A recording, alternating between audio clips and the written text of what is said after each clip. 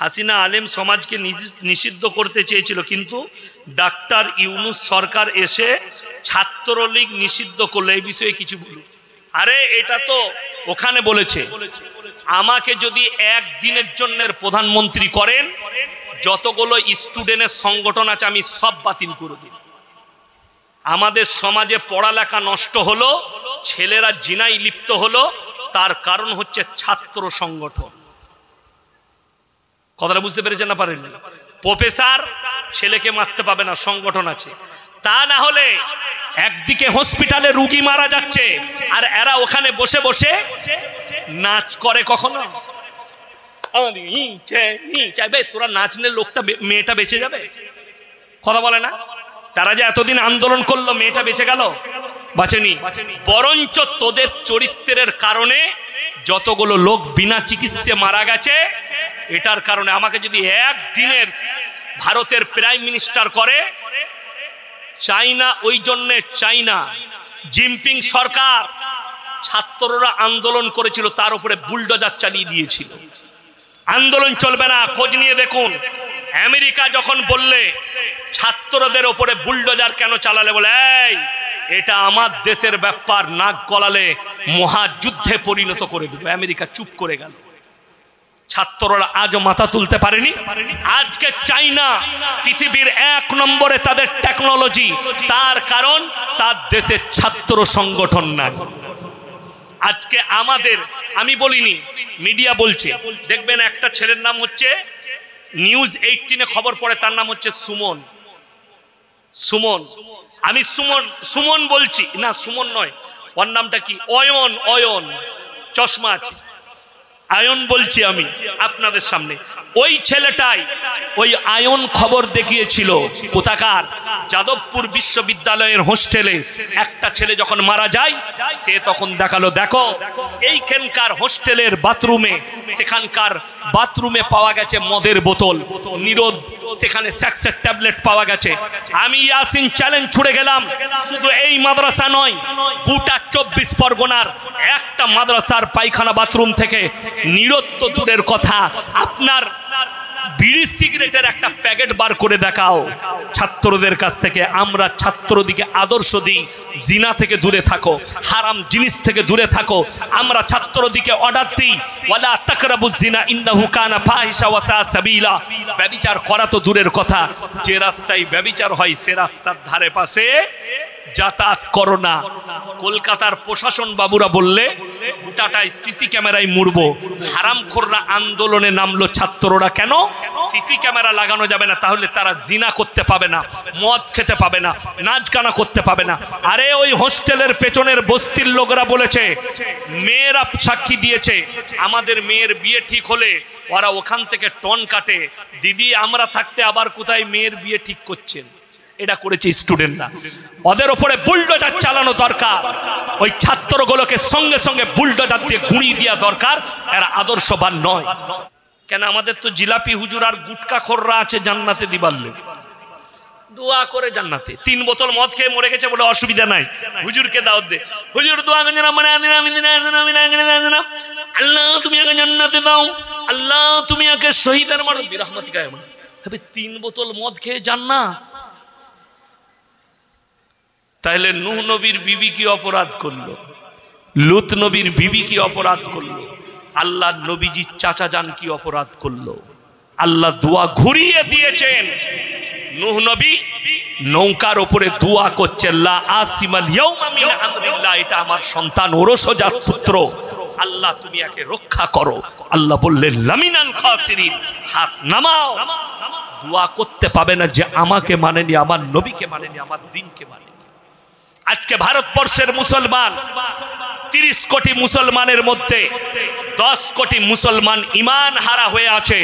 তার কারণ একটাই, আমাদের দেশের কিছু অমুসলিম ভাই, সবাই নয়, কিছু অমুসলিম ভাই, তারা ভাবে আমাদের পুজো আর এদের কবর পুজো দুটোই সমান। ওই জন্যই তো আমার বাড়ি থেকে এখান পর্যন্ত 173 কিলোমিটার রাস্তা। কত বললাম? 173 কিলোমিটার রাস্তা আমার বাড়ি থেকে আপনাদের এই মাদ্রাসা পর্যন্ত।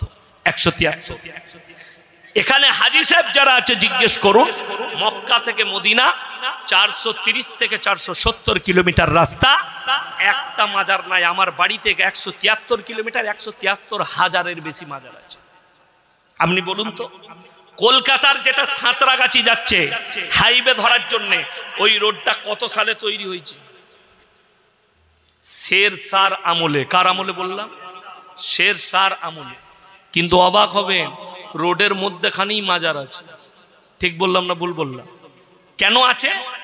লরির ড্রাইভাররা এত ভালো, নামাজ পড়বে না, হারামখোর মদ খাবে, রোজাও রাখে না, নামাজও পড়ে না, লরি চালায়। ওরে বাবরে মকদুম বাবা, পয়সা, গাড়িতে একটু ব্রেক মেরি বাবার মাজারে পয়সা দিচ্ছে, জান্নাতে যাবে, নামাজ পড়া পড়া কিচ্ছু লাগবে না কো, বলে বাবাই সব বিপদ আটকাবে। দুঃখটা একটাই, আমার আব্বাজির বয়স হয়েছে 80 বছর, উলামারা ছিল কত বললাম 80 বছর, দূরে আর জলসা করতে যেতে পারে না। সূক্ষ্মভাবে বুঝবেন, গালি দেওয়ার আগে ব্রেনটা খুলে আমার কথাটা শুনো না। আমার আব্বাজি বলল, যদি আমাকে বলে বাবা আমি যদি মারা যাই, আমাদের বাড়ির কাছেই দামোদর নদী, সিল্লার ঘাটের বালির সব থেকে দাম বেশি কলকাতা 24 পরগনায়, ওই ঘাটটা আমার বাড়ির কাছে সিল্লার ঘাট। প্রত্যেক দিন 3000-4000 গাড়ি লোড হয়। দুদিকে ঘাট, সিল্লার ঘাট আছে, গোহগ্রাম ঘাট আছে, সব ঘাটগুলো আমার বাড়ির কাছে। আমার ভাই, আমার আব্বা যদি বলে বাপ আমি যদি মারা যাই, দামোদর নদীর মধ্যেখানে আমার কবর দিবি, আমাকে কি ভাবতে হবে? কবর দেবো না, আমাকে ভাবতে হবে যে আমার আব্বা ভুল বকছে। তাড়াতাড়ি বলুন, ভুল বকছে, বয়স হয়েছে তো, বয়স যন্ত্রের কারণে ভুল বকছে। অবাক হয়ে যাবেন, যারা সুস্থ মস্তিষ্কের মানুষ হবে, যাদের ব্রেন বুদ্ধি ভালো আছে, তারা তার বাপের কবরটা পানিতে দিবে না। অবাক হয়ে যাবেন, আমাদের দেশে হাজী আলী বাবার মাজারটা পানিতে আছে, কবরটা কে দিলবে ওখানে? কার মাথা খারাপ হয়েছিল যে হাজী আলী বাবার কবরটা পানিতে দিয়েছে? আমি বলে যাচ্ছি মাজারটা ফাঁকা, কিচ্ছু নেই। শুনেলেন, দাদা হুজুর পীর কেবলা রহমতুল্লাহ আলাইহির ওসিয়তনামায় লেখা আছে, যদি কোনো বাপের বেটা থাকেন সকালবেলায় গিয়ে ওসিয়তনামা দেখবেন, তিনি লিখেছেন মাজারে মেয়েদের জন্য যাওয়া হারাম। যদি কোনো বেরেলবি ভাই থাকেন, আহমদ রাজা বেরেলবি, ফতোয়ায়ে রিজভিয়া খণ্ড নম্বর 24, ছাপা হয়েছে পাকিস্তানে, পৃষ্ঠা নম্বর 497, তিনি লিখেছেন মেয়েদের মাজারে যাওয়া তো দূরের কথা, নিয়ত করাটাও হারাম। তিনি লিখেছেন। কবরস্থান পবিত্র জায়গা না অপবিত্র? জোরে বলুন, পবিত্র জায়গা। যদি কবরস্থান পবিত্র জায়গা হয়, খাজা মঈনুদ্দিন চিশতি রহমাতুল্লাহ আলাই আজমিরের মাটিতে শুয়ে আছে, সেখানে কোনো অপবিত্র লোক ঢুকতে পাবে? অমিতাভ বচ্চনের বেটা আর বৌমা দুজনাই পবিত্র তো নাকি? তাদেরকে জিজ্ঞেস করুন তো ফরজ গোসল কটা? তারা পবিত্রতা সম্পর্কে জানে না। বিয়ের পরে আশীর্বাদ নিতে এসছে খাজা মঈনুদ্দিন চিশতি রহমাতুল্লাহ আলাইহির মাজারে। আমি চ্যালেঞ্জ ছুড়ে গেলাম, গোটা 24 পরগনায় একটা মৌলবি যদি ভারতবর্ষের দেখাতে পারে খাজা মঈনুদ্দিন চিশতি রহমাতুল্লাহ আলাইহি, তিনি লিখে গেছেন আমি মরে যাওয়ার পরে আমার মাজার তৈরি করবি, চাদর চড়াবি, সিজদা করবি, সিন্নি দিবি, ভালো মন্দ চাইবি, একটা লেখা যদি খাজা বাবার দেখাতে পারে আমি জীবনে আর বক্তব্য দেব। একটা দেখাও। দাদা হুজুর পীর কেবলা রহমতুল্লাহ আলাইহি বলে গেছেন মেয়েদের মাজারে যাওয়া হারাম। আপনাকে দেখিয়ে দেবো 2-24 পরগনা, হাওড়া, হুগলি, মেদিনীপুরের মানুষ বলে দাদা হুজুরকে মহব্বত করি, অথচ নিজের বউকে নিয়ে আপনার আজমিরে গিয়ে খাজা মঈনুদ্দিন চিশতি রহমতুল্লাহ আলাইহির মাজারে মাথা টেকে আসছে। তোমার থেকে বড় দাদা হুজুরের দুশ্মন আর কেউ হতে পারে না। তুমি নিজেকে সুন্নি বলছো, আরে আমি তোমাদের নাম রেখেছি সিন্নি খোর। সিন্নি না হলে পেট ভরে না। মাজারে সিজদা দাও, মাজারে ভালো মন্দ চাও। আমি ইয়াসিন এখন বেঁচে আছি, আছি না নাই? আচ্ছা, আমি মরে গেলে বেশি জোরে কথা বলতে পারবো না, এখন বেঁচে আছি বেশি জোরে বলছি। এখন বেশি, এখন আমার বল বেশি না, মরে গেলে বল বেশি হবে।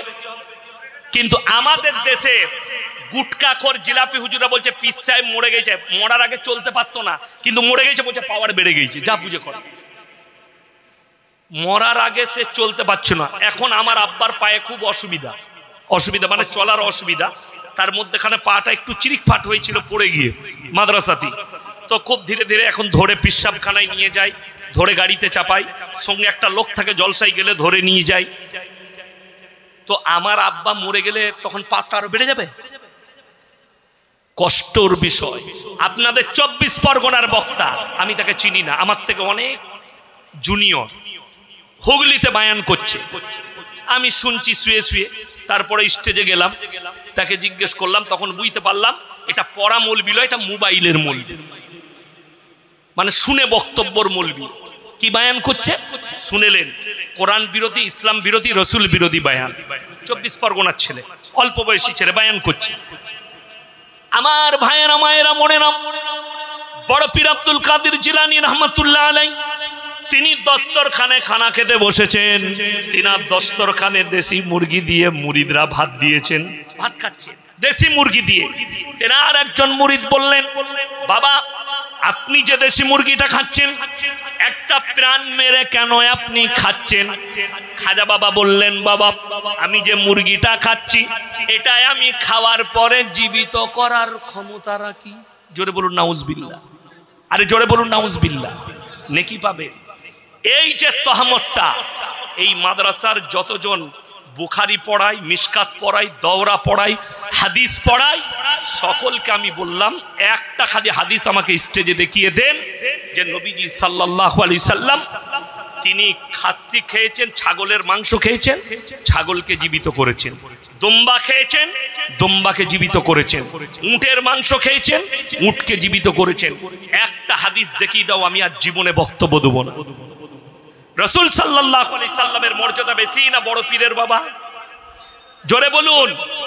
রাসূলের মর্যাদা যদি বেশি হয়, জানবেন আজকে যদি বড় পীর আব্দুল কাদের জিলানী রহমাতুল্লাহ আলাইহি জীবিত থাকতেন, এই হারামখোরগুলোকে কাফের ফতোয়া দিতে, যারা তিনার নামে মিথ্যাচার করছে। তোমার থেকে বেশি দাদা হুজুরকে ভালোবাসি, তোমার থেকে বেশি খাজা মঈনুদ্দিন চিশতি রহমাতুল্লাহ আলাইহিকে ভালোবাসি। তিনার আখলাকটা বার করে দেখো। 12 বছরের পর থেকে যিনি মৃত্যুকাল পর্যন্ত তাহাজ্জুদের নামাজ কাজা করেনি, আর বলছে আমি খাজা বাবাকে ভালোবাসি, জীবনে হারাম করে এক ওয়াক্তের নামাজ পড়েনি। বাস্তব বলছি। আমার বাড়িটা হচ্ছে দিল্লি রোডের উপরে। কোন রোডের উপরে বললাম? দিল্লি রোড। আমার বাড়ির আগে একটা হোটেল আছে, নিউ রয় হোটেল, যদিও অমুসলিম ভাইদের, তার নাম বিদ্যুৎ দা। আমাকে খুব সম্মান করে, আমাকে ওদের প্লেটে দেয় না, অন্য কাগজের প্লেটে খাবার দেয়। আপনাকে কাগজের প্লেটে গিলাসে চা দেয়, আমাকে আলাদা সম্মান করে। আমি একদিন রাতের বেলায় হাওড়া থেকে জলসা সেরে গিয়ে চা নিয়ে এসো, ভাড়ে করে আমার লেগে চা আলাদা করে বানাই, কেদলি চা দেয় না। তো আমি ওই বিদ্যুৎ দার সাথে গল্প করছি বসে বসে হোটেলে। তো 24 পরগনারই বাস গিয়ে দাঁড়ালো, অনেকজন এলো। হুজুর সালাম আলাইকুম। হুজুর আমি কোথায় যাবে বাপ? বলে হুজুর আজমির যাচ্ছি। মাশাআল্লাহ আলহামদুলিল্লাহ। বাবা কখন বেরিয়েছো? হুজুর 3টের সময়। আমরা আসরের নামাজ হয়েছে বাবা? হুজুর পড়িনি। মাগরিব? না হুজুর। এশা? না হুজুর। নামাজ আর পড়বে না। হুজুর তো মুসাফির, নামাজ পড়বেন কি করে?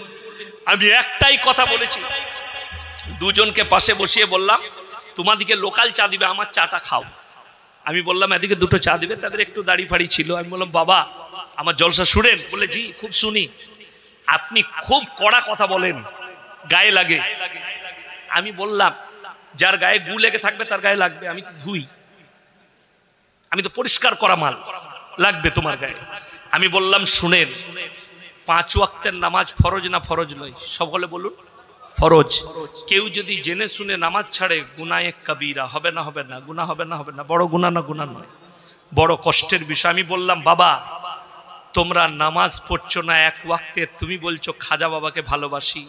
খাজা মঈনুদ্দিন চিশতি রহমাতুল্লাহ আলাইহি 12 বছরের পর থেকে মৃত্যুকাল পর্যন্ত একদিনও তাহাজ্জুদের নামাজ কাজা করেনি। আর তুমি ভালো করে ফরজ নামাজ পড়ো না, জুম্মাটাও পড়ো না। আমাদের দেশে 3টে কোয়ালিটির নামাজি আছে। কটা বললাম বাবা? 3টে। একটা ঈদ আর বকরা ঈদের, আর একটা জুম্মার, আর একটা 5 ওয়াক্তের। দেখবেন ঈদের দিনে লাপাই বেশি কারা? যারা জীবনে নামাজ পড়ে না তারা। কি বলে লাপায়? ঈদের নামাজ দাঁড়াবে তার 1 মিনিট আগে বলুন হুজুর এটা বলে দেন তো, নিয়তটা বলে দেন। কোন মালটা? যে জীবনে নামাজ পড়ে না সে বলছে নিয়ত। আর আমি বলছি নিয়ত বলা যাবে না। কেন? যারা 5 ওয়াক্তের নামাজ পড়ে তারা নিয়ত জানে না বাবা? কথা বলে তারা জানে। যারা জীবনে নামাজ পড়ে না, ও খালি ঈদ আর বকরা ঈদে শ্বশুর একটা দামি তোয়ালি দিয়েছে, গালায় লেপ দিয়ে চলে গেছে, হাজি সাহেবের পাশে দাঁড়িয়েছে। হাজি সাহেব মনে মনে করছে, শালা এত দামি মুসল্লি এলো কোথা থেকে? ফ্যান্টুসিয়া আতর লাগিয়েছে জামাতে, জামাটাও শ্বশুরের, লুঙ্গিটাও শ্বশুরের, আর আন্ডার প্যান্টটাও শ্বশুরের, আর তোয়ালিটাও শ্বশুরের। ও তো শ্বশুরের দিয়েই চলে। আমার ভাই বড় কষ্ট লাগে। ওই যে হুজুর নিয়ত বলে দেন, আপনারা ইমানদারির সঙ্গে বলবেন। কেউ যদি আলেম দিকে জিজ্ঞেস করুন, আলেমরা আছে, কেউ যদি নিয়ত না জানে, সে শুধু যদি বলে ইমামের পেছনে আমি ঈদুল ফিতরের নামাজ পড়ছি, মুখ আমার কাবা শরীফের দিকে ওয়াস্তে আল্লাহর নামাজ হয়ে যাবে। কিন্তু কেউ যদি সানা না জানে, কেউ যদি রুকু সিজদা তসবিহ না জানে, আত্তাহিয়াতু না জানে, দরুদ শরীফ না জানে, দুআয়ে মাসুরা না জানে, আর না চেষ্টা করে শিখার, তার জন্য কি হবে? নামাজ হবে? তাহলে নিয়ত নিয়ে কি করবি বে? ঘুলে খাবি? আমি যেখানে নামাজ পড়াই, 15টা গ্রাম আমার পেছনে নামাজ পড়ে, একজন এসে কানে কানে বলছে, হুজুর একটু নিয়াতটা বলে দিবেন। তো আমি না মোটেই বলবো না, কি করবি কর। বলছি হুজুর অনেকজন জানেন। আমি ভাই তাদের এমনি নামাজ হবে না, তুই যা, তারা মাথা ঠুকে এমনি ঘর চলে যা, তারা তো আর কাল থেকে আসবে না। ও জোহর থেকেই মালকে খুঁজে পাওয়া যাবে না। ওই জন্যই আমাদের দেশের নামাজির কোয়ালিটি গাদা। জুম্মার নামাজি আবার সব থেকে বড় কষ্ট লাগে কি, দেখবেন গ্রামে জানাজা হয় না মাইয়াত হয়েছে, গ্রামে এলান হয়েছে, জোহরের নামাজের পরে অমুক চাচার জানাজার নামাজ হবে, এলান হয়ে গেল। যারা নামাজি তারা নামাজ পড়ছে। কিছু মাল আছে জীবনে নামাজ পড়ে না, উজু করে হারাম করে দাঁড়িয়েছে, ও খালি জানাজা পড়বে। ঠিক বললাম না ভুল বললাম? তোকে কে বললো তোকে জানাজা পড়তে হবে? আচ্ছা, মসজিদের সামনে দাঁড়িয়ে থেকে উজু করে কেউ যদি ইন্তেজার করে জেনে শুনে চোখের সামনে নামাজ কাজা করে, গুনাহ আছে না নাই? গুনাহ আছে। আমার ভাই, দুঃখের বিষয় আপনি রসুলকে চিনতে পারলেন না। রসুলের আখলাক, যেগুলো ফরজ, যেগুলো ওয়াজিব, যেগুলো কার্যকারী, সেটা আপনার মধ্যে এলো না। যেগুলো নিয়ে কোনো ইসলামে মারামারি নাই, আপনারা সেগুলো নিয়ে মারামারি। আপনি দেখুন আমাদের দেশে মারামারি কি নিয়ে আপনি দেখতে পাবেন। কবরে সিন্নি চড়ানো নিয়ে মারামারি, চাদর চড়ানো নিয়ে মারামারি, কিয়াম নিয়ে মারামারি, যেগুলোর ইসলামে কোনো আহমিয়ত নাই।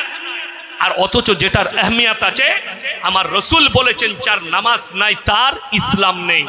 অথচ নামাজ নিয়ে মারামারি নেই। আপনি দেখুন একটা বক্তা আছে স্টেজে চেপেছে, কোনো নাই, খালি খালি বড় পীরের কাহানি পেলি, নামাজের কথা বল, রোজার কথা বল, সুদের কথা বল, হারাম হালালের কথা বল, সমাজকে একটু হিদায়াতমূলক কথা শোনাও।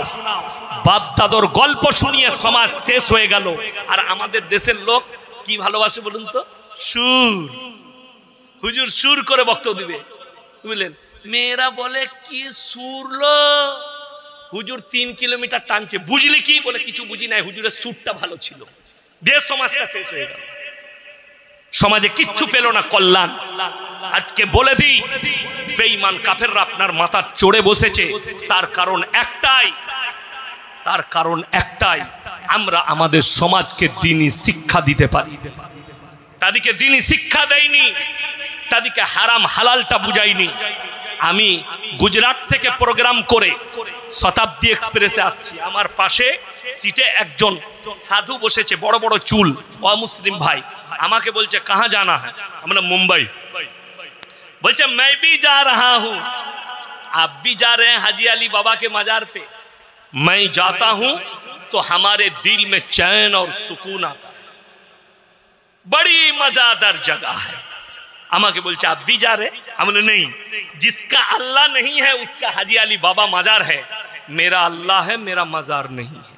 আমাকে বলছে आप टेढ़ा लाइन का दम, तू सबसे बड़ा टेढ़ा है। बोले क्यों? हम तो भगवान पे विश्वास करते कि उस पे? वो तो जाने দুটোই মালে আয়। যাদের মনে মনে হচ্ছে কবরে ভালো মন্দ চাওয়া যায়, শুনেলেন যারা মনে করছেন মেয়েরা কেন মাজারে যেতে পাবে না, তাদেরকে বলে দিই, আপনাদের এখানে এই বারুইপুর থানায় মানুষ মারা গেলে, স্বামী মারা গেলে স্ত্রী কবরস্থানে যেতে পায়? যেতে পাবে? বাপ মরে গেলে বিটি যেতে পাবে? তাহলে ইয়াসিন মারা গেছে আমার কবরে, তোমার বউ কি করে যাবে? কথাটা বুঝতে পেরেছেন না পারেননি? আমি মারা গেলে তাইলে তোমাকে বলতে হবে যে তোমার বউয়ের কাছে, আচ্ছা একজন বিবির কাছে তার স্বামীর হক বেশি না তার পীরের হক বেশি? স্বামীর হক বেশি। তাইলে স্বামীর হক যদি বেশি হয় তাইলে ইয়াসিনের স্বামীর কবরে যাবার অর্ডার নাই, ইয়াসিনের কবরে কি করে যাবে? শুধু তাই নয়, চলুন, যারা বলছে কবরে ভালো মন্দ চাওয়া যাবে, আমি সেদিন একটা বক্তব্য দিয়েছি, ঝাড়খণ্ডের একজন বক্তা আছে, তার নাম হচ্ছে মুফতি জাহাঙ্গীর জিলাপি হুজুর। তো আমার ভাই, এদের জন্য সমাজ কিন্তু নষ্ট হচ্ছে। আমাকে বলেছে মাজারে যারা মুরগি নিয়ে যায়, ছাগল নিয়ে যায়, সেটা আল্লাহর নামেই জবাহ করা হয়। কার নামে জবাহ করা হয়? আল্লাহর নামে। আমি বলে যাচ্ছি, কেউ যদি বলে এটা দাতা বাবার নামে মুরগিটা দিলাম, ছাগলটা দিলাম অমুক বাবার নামে, কবরের নামে, গাছের নামে, মাজারের নামে, অমুক বাবার নামে, তারপরে যদি 1000 বার বিসমিল্লাহ বলে জবাহ করে, তাও বৈধ নয়। কেন? আল্লাহ কোরআনে বলেছে। সেদিনে আমাকে একটা প্রশ্ন একজন করলো যে ভাই পুজোর প্রসাদ খাওয়া যাবে কিনা? আমি বললাম হারাম। কেন হারাম? আমি বললাম যে আপনারা জানেন কেন হারাম? একজন বাবাজি বলছে সেখানে গোবর আর মুতের ছিটে দেওয়া হয়। আমি বললাম এটা আমি জানি না, দেয় কিনা, নাও দিতে পারে। তো আমি তাকে বললাম যদিও দিয়ে থাকে আমি ওপরের মালগুলো ফেলে দিব, তলারগুলো কি হবে? কথাটা বুঝতে পেরেছেন না পারেনি? প্রশ্ন এটা আমার, যে আপনি যদি বলেন গোবর আর মুতের ছিটে দেওয়ার কারণে খাওয়া যাবে না, যদিও দেয় না মনে হয়, কিংবা দেয়, সেটা তাদের ধর্মের ব্যাপার, দিতে পারে, তুলে ফেলে দিলাম, তলার গুলো খাওয়া যাবে না, যাবে না। তিনি চুপ হয়ে গেলেন, বলে এরপর আমি জানি না। তোমার দমটা ওইখান পর্যন্ত শেষ, চলো কোরআনে চলো, কোরআন কি বলছে? ইন্নামা হাররামা আলাইকুমুল মাইতাতা ওয়াদ-দামা ওয়া লাহমাল খিনজির ওয়া মা উহিল্লা বিহি লিগাইরিল্লাহ। প্রবাহিত রক্ত, মরা জন্তুর মাংস, শুয়োরের মাংস, আল্লাহ ব্যতীত অপরের নামে উৎসর্গিত জিনিস তোমাদের জন্য হারাম করা হয়েছে। এটা কোরআন। আল্লাহ ব্যতীত অপরের নামে, আল্লাহ ব্যতীত ঠাকুরের নামে, আল্লাহ ব্যতীত গাছের নামে, আল্লাহ ব্যতীত পীরের নামে, আল্লাহ ব্যতীত মাজারের নামে, আল্লাহ ব্যতীত ঢিপির নামে তোমাদের জন্য হারাম করা হয়েছে। সে বলছে আরে মাজারে মুরগি নিয়ে যাওয়া হয়, ছাগল নিয়ে যাওয়া হয়, জবাই করা হয় আল্লাহর নামে। আপনাদের ঘরে কুটুম আসেন না, মেহমান আসে না? আসে না? আসে তো। আচ্ছা, মেহমান এলে মুরগিটা কোথায় জবাই করেন? কবরস্থানে, বাপের কবরে নিয়ে গিয়ে ঘরেতে করি, ঠিক কিনা? তো যদি আল্লাহর নামে করার ইচ্ছা থাকে তাহলে মাজারে কেন নিয়ে যাস? মাজারে নিয়ে যাবার প্রশ্ন নাই। কেন? মেয়েরা নিয়ত করে এইটা আমি দাতা বাবার নামে দেব, কি মুরগি, হাঁস, গরু, ছাগল। আপনি অবাক হবেন, একটা অমুসলিম ভাই তিনি কি করেন, একটা মাটির মূর্তি তৈরি করে উপাসনা করেন। করেন না? করেন না? সেটা শিরিক না শিরিক নয়? অনেক বড় শিরিক। আল্লাহ কোরআনে বলেছেন ইন্না শিরকা লাযুলমুন আযীম। আল্লাহ ইচ্ছা করলে সব গুনাহ ক্ষমা করবেন, কিন্তু শিরকের গুনাহ ক্ষমা করবেন না কেউ যদি জেনে শুনে শিরিক করে। চলুন, একটা অমুসলিম ভাই করলে যদি শিরক হয়, আমি আপনাকে দেখিয়ে দেবো মুসলমান গাছের গোড়ায় মাটির ঘোড়া রেখে আগরবাতি, মোমবাতি ইত্যাদি দিয়ে সেইখানে সিজদা করছে, ভালো মন্দ চাইছে, ভালো মন্দ। আমাকে বীরভূম ডিস্ট্রিক্টে গাড়ি আটকিয়েছিল, আমি পরশু আবার ওই রাস্তা দিয়ে যাব উত্তরবঙ্গে জলসা।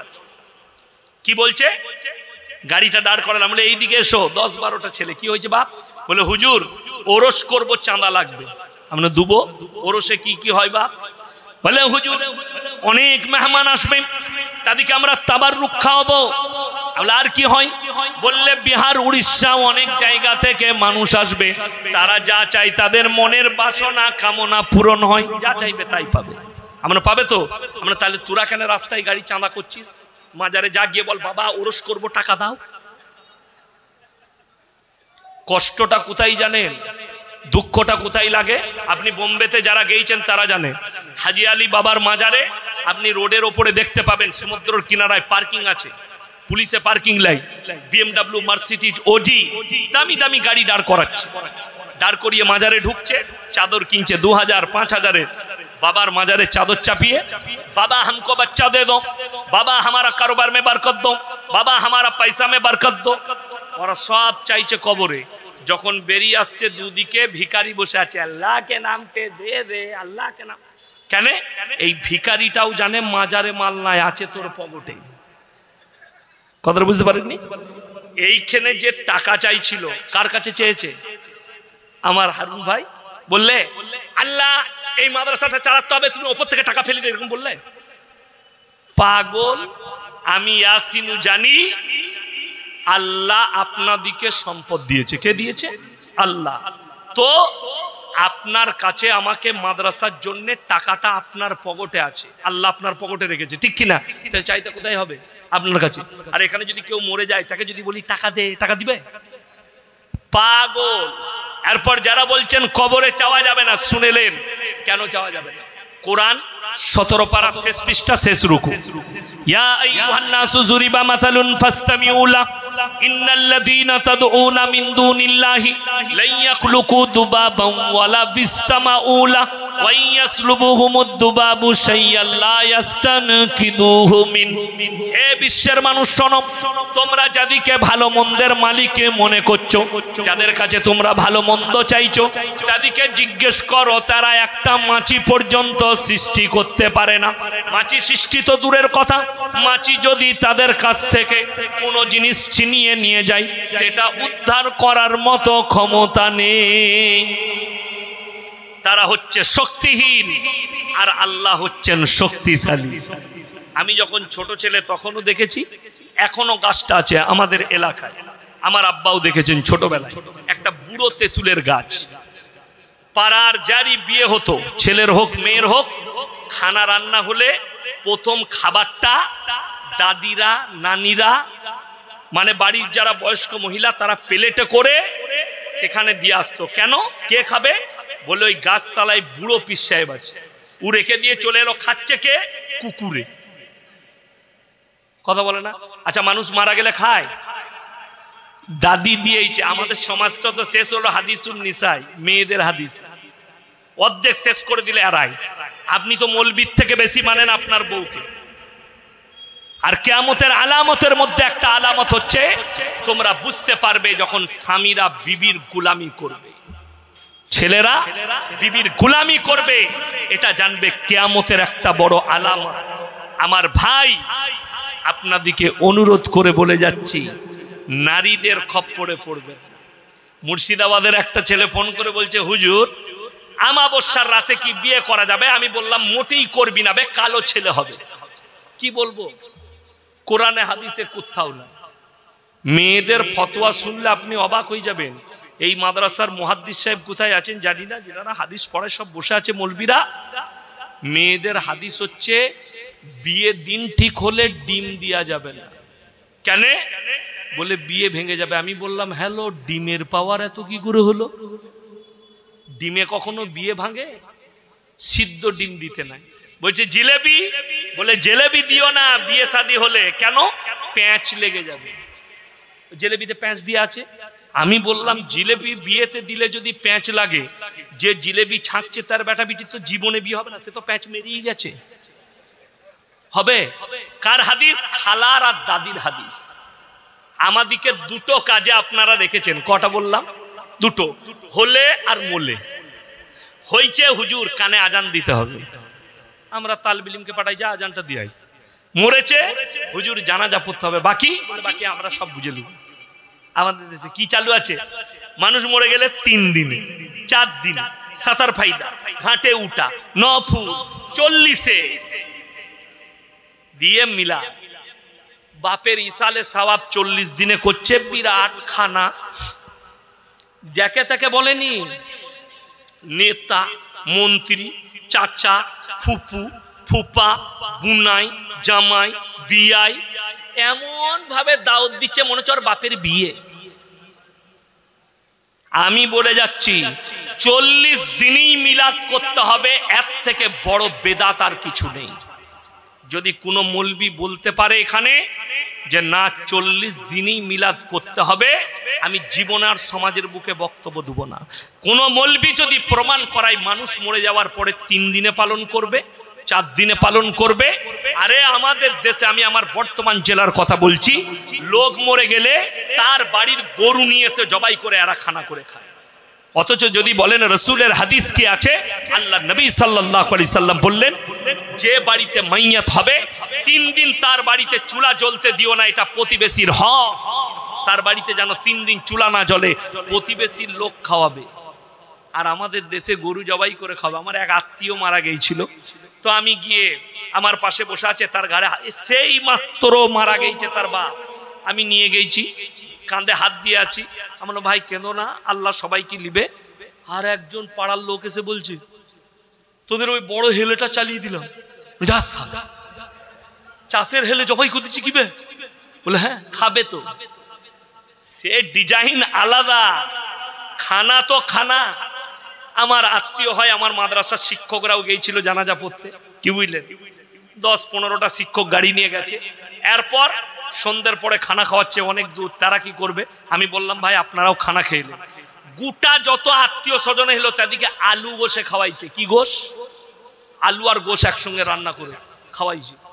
এরপর যারা যে মাল কটা রাঁধছিল তারা লাস্টে বসেছে, আর আমাদের মাদ্রাসার শিক্ষকগুলো সব এশার নামাজ পড়ে লাস্টে বসেছে। তখন একজন বলছে ওই ঘরটাই দেখবি যা, শুধু গোস্তর বালতিটা রাখা আছে, তার মানে এক বালতি শুধু মাল তুলে লুকিয়েছে। আল্লাহু আকবার, খাবার ধুম। আমি আমার এলাকায় জানাজার নামাজ পড়াতে গেছি, 500টা খালি রসগোল্লা নিয়ে এসছে। আমি বলি এগুলো কি করবি? বলে কবরস্থানে বিলুবো। ইমাম সাহেব আমাকে বলেছে জানাজাটা হুজুর পড়িয়ে দিবেন। আমি গেছি, দেখছি রসগোল্লা নিয়ে হাজির। আমি এগুলো কি করবি? বলে এগুলো বিলুপ্ত হয় আমাদের। আমি তোর বীজ মারছি আমি, দাঁড়া। আমরা আমার ডিকিতে ভর, স্কুটির ডিকিতে আমি মালগুলোকে ভরলাম, লক করে দিয়ে পালিয়ে, জানাজার নামাজটা যেমনি হয়েছে আমি স্কুটি চালিয়ে পালিয়ে গেছি। আমাকে ফোন করছে হুজুর হুজুর মিষ্টি করে। আমরা মিষ্টি আমার মাদ্রাসার তালবিনিম খাবে, ওখানে দেওয়া যাবে না। কবরস্থানে তোর বাপের বিয়ে হচ্ছে যে মিষ্টি বিলুবি? এর থেকে বড় কাঁচা বেদাত আর কিছু নেই। সমাজ কুসংস্কারে ডুবে গেছে, তার কারণ হচ্ছে আমাদের বাড়িতে ইসলামিক কৃষ্টি কালচার নয়। সবাই নিয়ে আসবো, জোরে বলুন ইনশাআল্লাহ।